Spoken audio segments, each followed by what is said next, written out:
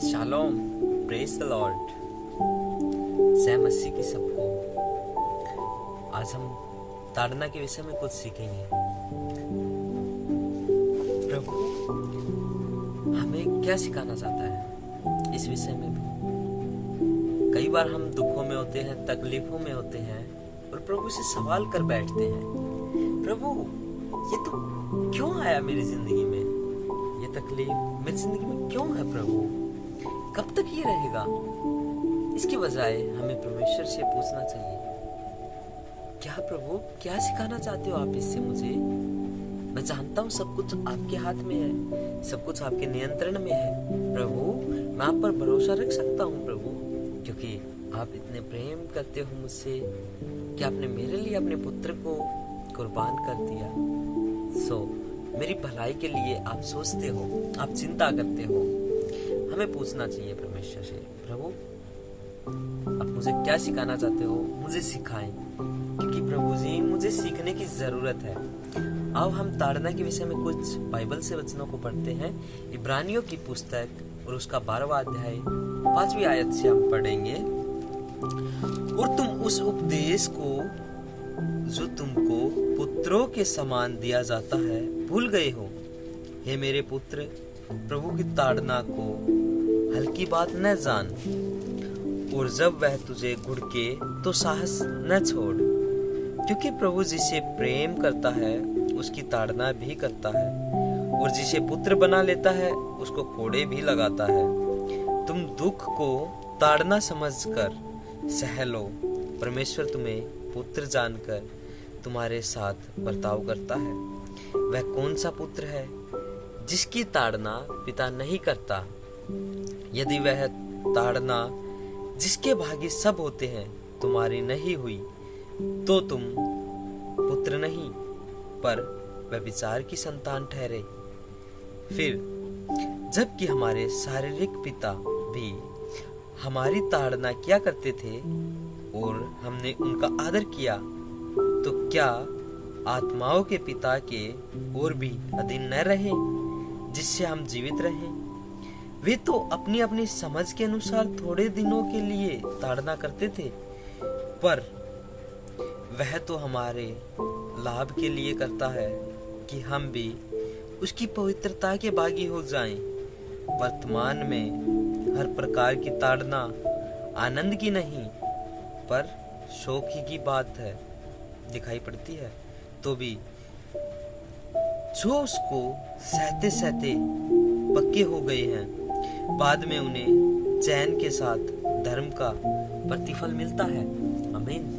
हमने 5 से 11 तक इनमें पढ़ा कि प्रभु हमारी ताड़ना करता है बच्चे समझकर, क्योंकि हम उसके बच्चे हैं। वो हमसे प्रेम करता है।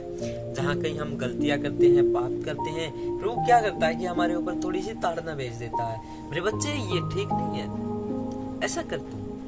और हम अपनी गलतियों से और प्रभु की ताड़नाओं से चलते जाते हैं और उसकी तरफ कदम बढ़ाते जाते हैं, उसके स्वभाव में बनते जाते हैं। इससे अगला वचन भी हम अगर पढ़े 12 और 13, तो उसमें लिखा है, इसलिए ढीले हाथों को और निर्बल घुटनों को सीधे करो और अपने पाँवों के लिए सीधे मार्ग बनाओ, कि लंगड़ा भटक न जाए पर भला चंगा हो जाए। आमीन। परमेश्वर हमसे सचमुच में अनोखा प्यार है उसका। मैंने अपनी पर्सनल लाइफ में परमेश्वर से ये सीखा है कि वो मुझे प्रेम अत्यंत करना जानता है, और वो मेरे कभी कभी कान भी मरोड़ता है और वो डांटता भी है, क्योंकि वो मुझसे प्रेम करता है।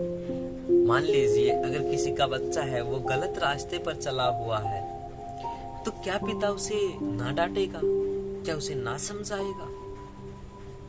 क्या एक पिता अपने बच्चे को ये नहीं कहेगा, बच्चे तू गलत चल रहा है, कम बैक। और वो नहीं मानता तो उसे चाटे भी लगाता है ताकि वो उस गलत आदत को छोड़ दे।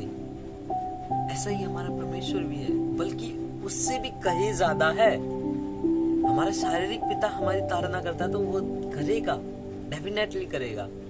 एक और वचन है जो कि मैं आपके लिए पढ़ना चाहूंगा। प्रकाशित वाक्य है 3रा अध्याय और उसकी 19 आयत। मैं जिन जिन से प्रेम करता हूँ उन सबको उल्हाना और ताड़ना देता हूँ। इसलिए सरगर्म हो और मन फेरा। ये वचन हमें क्लियरली बता देता है कि परमेश्वर हमें ताड़ना देता है, क्योंकि वो हमसे प्रेम करता है और चाहता है कि हम अपने मन को फिरा ले और उसकी तरफ लगाएं। परमेश्वर का वचन कहता है अपनी जवानी के दिनों में अपने सृजनहार को याद कर। सो हमें याद रखना है परमेश्वर हमसे कितना प्रेम करता है। उसका प्रेम अद्भुत है और वो हमें पाने के लिए हमसे लड़ सकता है। बिलीव मी, उसका प्रेम इतना अनोखा है। उसके प्रेम को जाने, उसके जिंदा वचनों को पढ़े। वो हमसे बातचीत करना चाहता है। देखे प्रभु आप मुझसे क्या चाहते हो। अपने जीवन के मकसद को खोजिए, बैठे ना रहिए, खोजिए, परमेश्वर को ढूंढो। उसका वचन कहता है तुम मुझे ढूंढोगे तो पाओगे, हम उसे ढूंढेंगे तो जरूर पाएंगे और पालेंगे।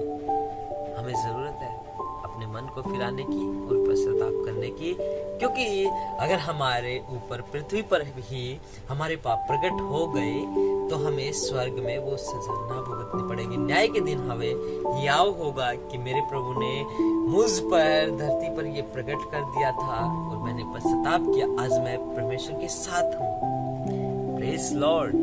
प्रभु हम सबको अनुग्रह और शांति दे। एक और मैं आपके साथ एक इंसिडेंट बाइबल से शेयर करना चाहूँगा। एक बार क्या होता है, बाइबल में प्रभु यीशु मसीह और उसके चेले नाव से जा रहे होते हैं और वहाँ पे तूफान आ जाता है।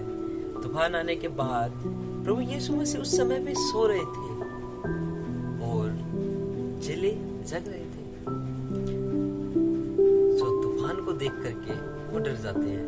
पहली बात तो ये है, मैंने एक ब्रदर से सीखी थी, प्रभु के दास से सीखी थी ये बात, कि एक बात ये है कि वो मछुआरे थे। वो छोटे मोटे तूफान से तो डरे ही नहीं होंगे, डेफिनेटली बात है, सीधी सी बात है। वहां पे कोई बड़ा तूफान आया होगा जिससे वो घबरा गए और प्रभु को बोले, प्रभु क्या तुझे हमारी चिंता नहीं? ओ प्रभु कहता तूफान को, थम जा। और उन्हें कहता, अल्प विश्वासियों, तुम्हारा विश्वास कहाँ गया? तुम्हारा विश्वास। अगर हम देखें कि प्रभु आप असल में सिखाना क्या चाहते थे, वहां पे क्या बताना चाहते थे? प्रभु चाहता था कि उसके चेले तूफान में भी सोए। आज वो हमसे चाहता है, कितने भी दुखों में है, कितने भी तकलीफों में है, प्रभु आपसे प्रेम करता है। प्रभु आपकी चिंता करता है। वो हमारे पीछे पीछे आता है, हमें ढूंढता है, हमें पा लेता है। हमारे लिए उसने प्राण दिए हैं और वो जी उठा। प्रभु यीशु मसीह आपको बुला रहे हैं, आए उसके पास, उसका धन्यवाद करें कि प्रभु आज भी तुम मुझसे प्रेम करता है। आज समय है हमारे पास कि उसके प्रेम को जाने। उसका प्रेम वाकई में अद्भुत प्रेम है।